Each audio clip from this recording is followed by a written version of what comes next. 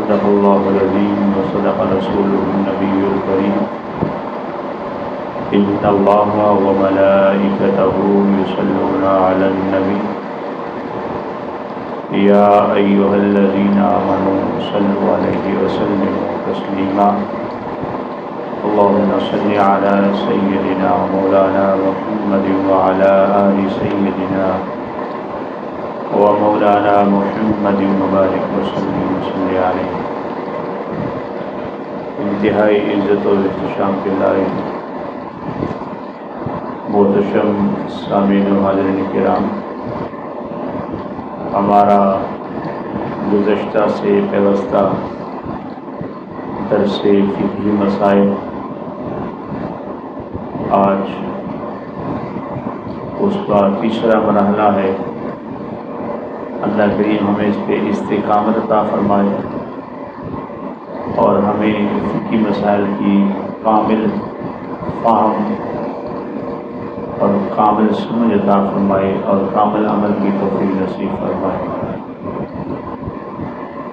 ابھی محترم افضال صاحب نے حضور نبی کریم صلی اللہ علیہ وآلہ وسلم کا ایک فرمان اقدس، اس کا اردو ترجمہ آپ کے سامنے پیش کیا. میں نے وہ روایت آپ کے سامنے تلاوت کی ہے.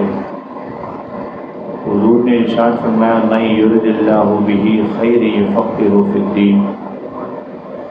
اللہ جس بندے سے بھلائی کا ارادہ کرے گا، آپ توجہ رکھیے گا، مال و دولت کی بات نہیں ہے، دنیاوی حکومت جاہ و حشمت کی بات نہیں ہے، اختیارات کی بات نہیں ہے، دنیا جہان کی کسی نعمت کی بات نہیں کی. حضور نے فرمایا اللہ جس سے بھلائی کا ارادہ فرما لے اس کو دین کی سمجھ عطا کر دیتا ہے. اب اس کے اندر بڑی حکمتیں ہیں. میں ایک دو باتیں کر کے اپنے موضوع کی مناسبت سے بات کو لے کے چلیں گے.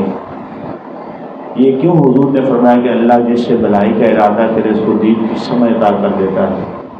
آپ دیکھیے عمومی زندگی میں جس میں ہم گزر اوقات کر رہے ہیں، اس میں ہمیں بے شمار مسائل کا سامنا ہے.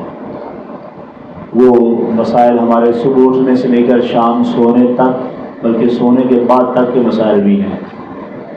آپ دنیا جہان کی کوئی بھی کتاب اٹھا کے دیکھ لیں، اس کے اندر آپ کو وہ مسائل نظر نہیں آئیں گے. مثلا آپ میتھس کی، ریاضی کی بڑی سی بڑی کتاب لے لیں، الجبرا ہے، لوگرتھم ہے، اس کے بڑے بڑے کلیہ آپ پڑھ لیں، آپ کو یہ مسائل ان کا فہم نصیب نہیں ہوگا. آپ بایو پڑھ لیں، آپ کیمسٹری پڑھ لیں، آپ فزکس پڑھ لیں، آپ دنیا جہان کی سائنس کی ساری کتابیں نگال ماریں، آپ کو یہ مسائل کا حل نہیں ملے گا. ایک واحد دین ہے جو آپ کے پاؤں کے ناخن اتارنے سے لے کر آپ کے سر کے بال منڈوانے تک ہر زندگی کا مسئلہ آپ کو کھول کے بیان کر دیتا ہے. اس لیے میرے لجپال آقا نے فرمایا کہ اللہ جس سے بھلائی کا ارادہ کر لیتا ہے اس کو کیا کر دیتا ہے؟ دین کی سمجھ کہ میں نے یہ کام کس طرح کرنا ہے. پھر ہمارے جو مسائل ہیں وہ صرف ہمارے ذاتی نوعیت کے نہیں ہیں. آپ شادی شدہ ہو گئے، آپ کے مسائل کی نوعیت اور تبدیل ہو گئی.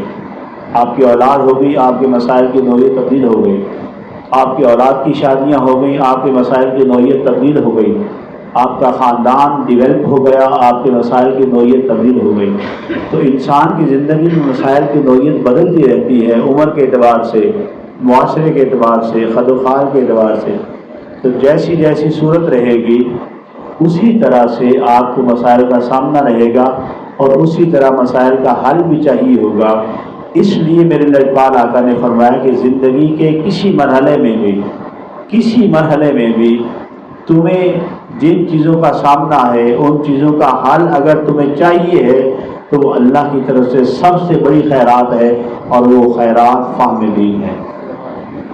اللہ کریم کا یہ خاص فضل ہے کہ وہ اس نے ہمیں فہم دین کے اس سیشن میں بیٹھنے کی توفیق عطا فرمائی. واجب الاحترام پچھلے درس میں ہم نے طہارت کے اعتبار سے پانی کے کچھ اقسام آپ کے سامنے پیش کی تھی. آپ اسی مناسبت سے آگے چلیں گے. ہم آپ کو یاد ہوگا میں نے پانی کی 5 اقسام آپ کے سامنے پیش کی تھی. یہ امتحاناً نہیں، صرف یادداشت کے طور پہ دہرا رہے ہیں۔ 5 اقسام میں نے پانی کی آپ کے سامنے پیش کی تھی، شاید آپ کو یاد ہو۔ پہلی قسم کیا ہے؟ مطلق پانی، پہلی کیا تھی؟ دوسری کیا ہے؟ مکروہ پانی، دوسری کیا ہے؟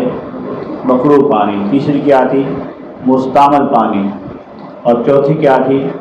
ناپاک پانی، اور پانچویں کیا تھی؟ مشکوک پانی۔ یہ 5 قسمیں میں نے آپ کو ٹیسٹ سے بتائی تھی کہ آپ نے یاد رکھنی ہے۔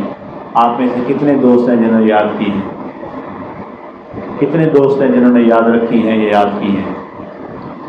جناب کا تو ہمارا تو فیلڈ ہی سیم ہے، اصل میں تو یہ بچوں کے لیے ہم کر رہے ہیں، یہ کلاس ہے ہماری فہم دین کے لیے۔ کوشش کریں، جو باتیں میں نے پچھلے درس میں بھی یہ بات آپ سے گزارش کی تھی کہ اپنے پاس بے شک کاپی پینسل لے آئیں، یہ چیزیں لکھتے جائیں۔ یہ آپ کے پاس، یہ خاص طور پہ جو نوجوان ہیں ہمارے، یہ آپ کے پاس بہت بڑا ذخیرہ بن جائے گا۔ یہ ایئر بائی نیوز ہے نا، اس میں بہت سی پوسٹ پہ میرے کلاس فیلو ہیں میٹرک کے، تو وہ اس پوسٹ پہ ہیں، دبئی میں ہوتے ہیں۔ تو پچھلے دنوں انہوں نے مجھ سے رابطہ کیا، تو مجھے کہنے لگے کہ میں نے ایک بات آپ سے پوچھنی تھی لیکن شرم آ رہی ہے۔ تو میں نے کہا حضرت کیا بات ہے، اتنا عرصہ ہم اکٹھے رہے ہیں، شرم کس بات کی، آپ مسئلہ بیان کریں۔ کہنے لگے مجھے غسل کا شرعی طریقہ بتا دیں۔ تو مجھے احساس ہوا شدت کے ساتھ کہ ہم دنیا میں کھپ گئے، ہم دنیا میں اتنے کھپ گئے، ہمیں دین کے بنیادی مسائل بھی معلوم نہیں رہے۔ باقی ہمیں سب کچھ آتا ہے، 19-20 کا چکر بھی آتا ہے، 99-100 کی گنتی بھی ہمیں آتی ہے، سارے کام ہمیں آتے ہیں۔ نہیں آتا تو دین نہیں آتا۔ کیوں نہیں آتا برا؟ آپ کو جب بھوک لگتی ہے کیا کرتے ہیں؟ کیا کرتے ہیں جی؟ کھانا کھاتے ہیں، کھانا کھاتے ہیں نا، احساس پیدا ہوتا ہے کہ کھانا کھانا ہے، اور اگر یہ احساس ہی نہ رہے کہ بھوک کا مداوع جو ہے وہ کھانے میں ہے، تو پھر تو اللہ ہی حافظ ہے۔ تو ہمارے اندر یہ احساس ختم ہو گیا ہے کہ ہمارے مسائل کا حل دین مصطفیٰ ہے۔ تو یہاں یہ مل بیٹھنے کا مقصود یہ ہے کہ ہم دین کو اس طرح سے سیکھنے کی کوشش کریں جو شریعت مطہرہ نے اور جناب رسول اللہ صلی اللہ علیہ وآلہ وسلم نے ہمارے سامنے پیش فرمایا ہے۔ تو میں نے ابھی عرض کی کہ پانی کی کتنی اقسام میں نے پیش کی تھی؟ کتنی پیش کی تھی؟ 5 پانی کی اقسام میں نے پیش کی تھی۔ پہلی کیا تھی؟ مطلق پانی۔ پہلی کیا تھی؟ یہ جس پانی سے آپ وضو کرتے ہیں نا، ابھی یہ مطلق پانی ہے۔ یہ کون سا پانی ہے؟ مطلق پانی ہے، یعنی یہ خود بھی پاک ہے اور پاک کرنے کی صلاحیت بھی رکھتا ہے۔ دوسرا ہے مکروہ پانی ہے، جس میں سے بلی یا اس جیسے کسی جانور نے پانی پیا ہو، تو یہ پاک تو ہے لیکن ہے کیا؟ مکروہ ہے۔ اور تیسرا پانی ہے وہ ہے مستعمل پانی۔ کیا ہے؟ مستعمل کون سا ہوتا ہے؟ جس کو آپ نے استعمال کیا ہو طہارت کے لیے، چاہے وضو کے لیے چاہے غسل کے لیے استعمال کیا ہو، وہ کیا پانی ہوتا ہے؟ مستعمل، استعمال کیا ہوا۔ اور چوتھا ہے ناپاک پانی۔ کیا؟ جس میں نجاست گر جائے، نجاست غلیظہ جس میں گر جائے، یا جس میں سے کتے، خنزیر جیسے کسی ناپاک جانور نے پانی پیا ہو، یہ کیا ہے؟ ناپاک پانی۔ اور 5ویں قسم کیا ہے؟ مشکوک پانی، جس میں سے گھوڑے، کچر یا اس میں سے اس کیٹیگری کسی جانور نے پانی پیا ہو۔ یہ 5 قسمیں میں نے آپ کے سامنے پیش کی تھی۔ آج کے درس میں ہم اسی بات کو تھوڑا آگے لے کے چلیں گے۔ ہمارے یہاں جب پانی پڑا ہو، دیہاتوں میں ان جگہوں میں جس جگہ پر ہم موجود ہیں یا پانی وافر ہے، لیکن اگر آپ کبھی پنجاب کے کچھ ایسے علاقوں میں چلے جائیں جہاں پانی میسر نہیں صحیح، لوگ چھپڑوں میں پانی پیتے ہیں۔ میں نے خود ایسے علاقے دیکھے ہیں جہاں جانور اور انسان اکٹھے پانی پیتے ہیں۔ تو شرعی مسائل تو ہر علاقے کے لیے ہیں، ہر علاقے کے لیے اس کا انطباق ہوتا ہے۔ تو ایسے علاقے خاص طور پہ وہاں پر پانی کے مسائل شدت اختیار کر جاتے ہیں جہاں پانی میسر ہی نہیں ہوتا، کیونکہ میں نے عرض کی تھی آپ کے سامنے یہ بات کہ طہارت کے 2 ذریعے ہیں۔ کتنے ذریعے ہیں؟ کتنے ذریعے ہیں؟ کتنے ذریعے ہیں؟ طہارت کے 2 ذریعے ہیں۔ کون کون سے؟ پانی اور دوہرایا کریں، اسے دہرانے سے سب یاد ہو جاتا ہے۔ پانی اور یہ طہارت کے 2 ذریعے ہیں۔ اب ظاہر سی بات ہے، اگر مٹی تو چلے بعد میں ہوگی، پانی کے مسائل ہم ڈسکس کر رہے ہیں.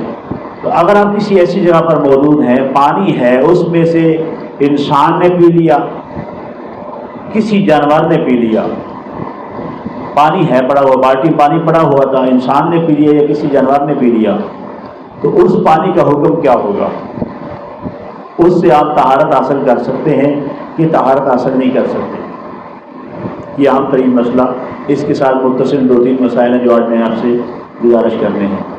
ایک شرعی مسئلہ یاد رکھیے کہ کسی بھی جانور، انسان بھی حیوان ناطق ہے، انسان بھی ایک طرح کا جانور ہے، کسی بھی جانور کے جوٹھے کا حکم وہی ہے جو اس کے گوشت کا حکم ہے. کیا حکم ہے؟ جو اس کے گوشت کا حکم ہے وہی اس کے جوٹھے کا حکم ہے. مثلا انسان کا گوشت جو ہے یہ حلال ہے، یہ پاک ہے، پاک ہے، حلال نہیں ہے لیکن پاک ہے. اب آپ کہیں گے کہ یہ سب گوشت اگر پاک ہے تو کھایا کیوں نہیں جاتا؟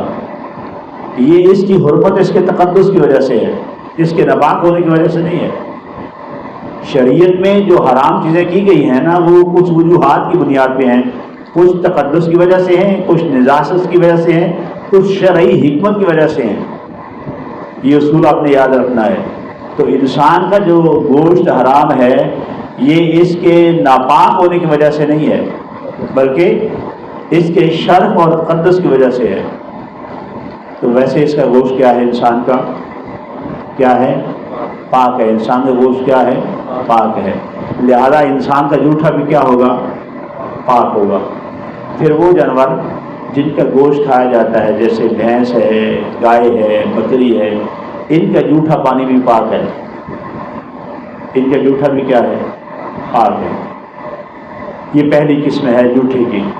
دوسری قسم میں نے عرض کی تھی وہ مکروہ پانی ہوتا ہے، جس میں سے بلی یا اس قسم کا کوئی جانور جو ہے، وہ مرغی وغیرہ جو باہر چرنے والی ہیں، وہ پانی پی لیں تو وہ مکروہ پانی ہوتا ہے. مکروہ پانی کا حکم یہ ہوتا ہے کہ اگر مطلق پانی نہیں ہے، اگر مطلق پانی نہیں موجود تو پھر مکروہ پانی سے آپ وضو کر کے نماز ادا کر سکتے ہیں. یاد رہے گی یہ بات. اس صورت میں تیمم نہیں کریں گے آپ. مکروہ پانی ہو تو آپ تیمم نہیں کر سکتے. یہ بات سمجھ آ گئی بات آپ. اب اگلی بات ہے، تیسری قسم ہے، وہ ہے ناپاک پانی. وہ کون سا ہے؟ ناپاک پانی. ناپاک پانی وہ ہوتا ہے جس میں نجاست غلیظہ گر جائے اور وہ ہو تھوڑا، بالٹی ہو یا ٹینکی وغیرہ والا ہو تھوڑا پانی، 10 سے کم ہو، اس میں نجاست گر جائے یا اس میں سے کسی کتے نے، خنزیر نے، چیتے نے یا کسی پھاڑنے والے درندے نے اس میں سے پانی پی لیا ہو، تو وہ پانی کیا ہو جائے گا؟ کیا ہو جائے گا؟ کیا ہو جائے گا؟ ناپاک. کیا ہو جائے گا؟ ناپاک پانی سے آپ وضو نہیں کریں گے بلکہ آپ اس کے ہوتے ہوئے تیمم کر کے نماز ادا کریں گے. یہ مسئلہ یاد رہے گا. مکروہ پانی کا مسئلہ یہ ہے کہ مکروہ پانی کے ہوتے ہوئے تیمم جائز نہیں ہے، لیکن ناپاک پانی ہو، ناپاک پانی سے وضو جائز نہیں ہے، اس کے ہوتے ہوئے آپ کیا کریں گے؟ تیمم کریں گے. یہ مسائل ہم اس کے مقام پہ ڈسکس کریں گے. آخری پانی ہے وہ ہے مشکوک پانی. آپ اس کو سمجھیے گا. مشکوک پانی وہ ہوتا ہے کہ جس پانی میں سے گدھے یا خچر ان میں سے کسی نے پانی پیا ہو تو وہ مشکوک ہوتا ہے، یعنی اس کی ناپاکی جو ہے وہ مشکوک ہے، شرعی طور پر وہ مشکوک ہے. اگر اور پانی موجود نہیں ہے گھر میں یا جس جگہ آپ موجود ہیں، صرف وہی پانی موجود ہے، تو پھر آپ نماز کے لیے کیا کریں گے؟ آپ اس مشکوک پانی سے پہلے وضو کریں گے، اس کے بعد تیمم کریں گے، پھر نماز پڑھیں گے. یہ آج کے مسائل انتہائی اہم ہیں، ان کو توجہ سے ذہن میں رکھیے گا. آپ کہیں گے جی ہمیں تو یہ مسائل درپیش ہی نہیں ہوں گے. ایسا نہیں ہوتا. میں نے ابھی آپ سے عرض کی نا کہ آپ میں سے کچھ احباب ہیں جو عمر میں مجھ سے بڑے ہیں، تو میں نے کئی علاقے ایسے دیکھے کہ جہاں جانور انسان اکٹھے پانی پیتے ہیں، تو آپ کو کہیں ایسی جگہ جانا پڑے وہاں نماز تو پڑھنی ہے، تو پھر کیا کریں گے؟ تو یہ باتیں شرعی طور پر، فقہی طور پر آپ کو معلوم ہونی چاہیے، کیونکہ اسلام کسی ایک دن کا دین نہیں ہے. اسلام کسی خاص علاقے کا دین نہیں ہے، اسلام ہر لمحے ہر وقت کا دین ہے اور ہر خطے کا دین ہے، اور ہر بندے کو جو مسائل پیش آ سکتے ہیں اس کا حل اسلام کھول کے بیان کرتا ہے۔ لہذا ہمیں یہ بات معلوم ہونی چاہیے کہ مشکوک پانی جب موجود ہوگا تو پھر کیا کریں گے آپ؟ پہلے اس سے کیا کریں گے؟ پہلے کیا کریں گے؟ وضو کریں گے، پھر اس کے بعد تیمم کر کے نماز ادا کر لیں گے۔ یہ چند باتیں تھیں آج پانی کے جھوٹے کے حوالے سے۔ پھر ایک بڑا اہم مسئلہ ہے، وہ میں عرض کرتا چلوں، میں نے پچھلے درس کے اندر یہ بات آپ سے دہرائی بھی تھی، میں اس کو دوبارہ سے ایک بار رپیٹ کر دیتا ہوں، آپ کو یاد نہیں ہوگی بات، کہ مستعمل پانی پڑا ہو اور پاک مطلق پانی پڑا ہو، تو اگر مستعمل پانی مطلق میں مل جائے تو پھر جو مطلق پانی ہے وہ پاک رہتا ہے کہ نہیں رہتا؟ یہ مسئلہ سمجھنا ہے آپ نے۔ مستعمل پانی پڑا ہے برتن میں، آپ نے وضو کیا نا تو وہ برتن میں بالٹی پانی پڑا ہوا تھا، ایک بالٹی میں پاک پانی مطلق پڑا ہوا، ٹوٹی سے آپ نے بھر کے رکھا ہوا، بچے آئے انہوں نے وہ پانی اس میں مکس کر دیا، آپ کیا کریں گے؟ اب لیکن حل تو اس کا بھی ہونا چاہیے نا، چونکہ ہم نے طہارت حاصل کرنی ہے، تو طہارت کیا اس پانی سے حاصل ہوگی کہ نہیں ہوگی؟ یہ مسئلہ آپ نے یاد رکھنا ہے اور اس کو یاد کرنا بھی ہے اور اس کو اپنے بچوں کو سکھانا بھی ہے۔ یاد رکھیے گا، جو پانی مطلق پانی ہے اس میں جو پانی مستعمل ملایا جا رہا ہے، دیکھا جائے گا اگر وہ کم ہے، مطلق پانی زیادہ ہے، تو پھر وہ پانی پاک کے حکم میں ہوگا۔ یہ سادہ سی بات آپ یاد رکھیں، اگر مستعمل پانی کم ہے، مطلق پانی زیادہ ہے تو وہ پانی کیا ہوگا، اور اگر مستعمل پانی زیادہ ہے مطلق کم ہے تو وہ پھر پانی مستعمل ہے، اس سے طہارت حاصل نہیں ہوگی۔ اب یہی وہ مسئلہ اگر آپ گھر میں نہا رہے ہیں، بالٹی میں نہا رہے ہیں، عام طور پہ ایسا ہوتا ہے کہ ہمارے واش رومس کے اندر بالٹی بھر کے ہم نہاتے ہیں، مگ کے ساتھ نہا لیتے ہیں، جب کسی کی ٹینکی پانی گرم ہوتا ہے تو وہ بالٹی بھر کے رکھ دیتے ہیں، پانی ٹھنڈا ہو جائے تو پھر اس سے نہائیں گے۔ اب مگ میں پانی لے کے نہاتے ہیں تو قطرہ کوئی نہ کوئی گر جاتا ہے اس میں، تو اب اس بالٹی کے پانی کا حکم کیا ہوگا؟ وہ وہی ہوگا جو ابھی میں نے عرض کیا ہے،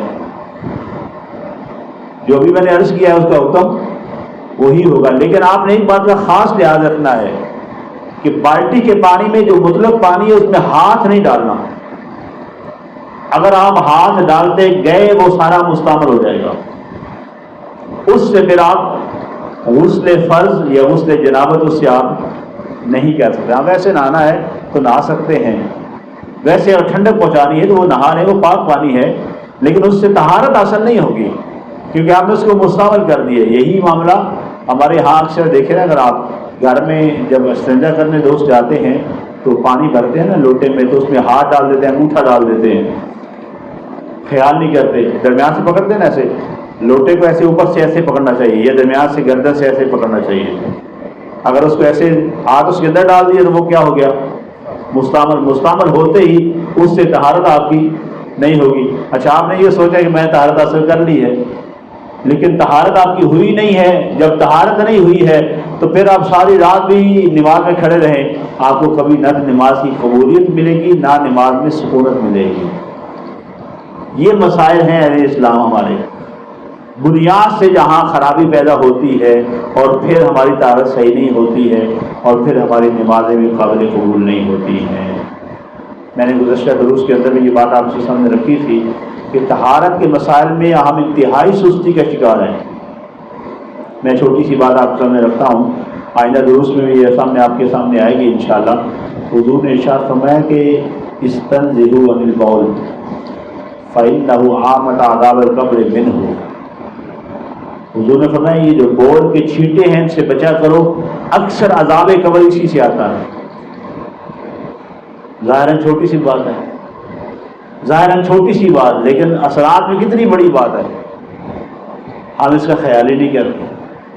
یعنی ہم نے کبھی اس بات کا خیال نہیں کرا۔ ابھی ہم اس کو پڑھیں گے، سنجے کے بعد میں یہ باتیں آپ سے ڈسکس کریں گے تو آپ کو سمجھ آئے گی کہ ہم کہاں کھڑے ہیں اور کیا کر رہے ہیں۔ یعنی اتنی تاکید کرنی پڑتی ہے، پھر جا کے طہارت کامل حاصل ہوتی ہے۔ جب طہارت کامل حاصل ہوتی ہے تو پھر دماغ میں خشوع اور خضوع کی دولت نصیب ہوتی ہے، اور پھر وہ فائدہ ہوتا ہے جو حضور نے ارشاد فرمایا، ان تعبد اللہ کأنک تراہ فإن لم تکن تراہ فإنہ یراک، کہ تو اللہ کی عبادت ایسے کر جیسے تو اللہ کو دیکھ رہا ہے۔ اگر یہ ممکن نہیں ہے تو پھر اس مزاج کے ساتھ نماز پڑھ کہ اللہ تجھے ضرور دیکھ رہا ہے۔ لیکن یہ چیزیں کیسے حاصل ہوں گی؟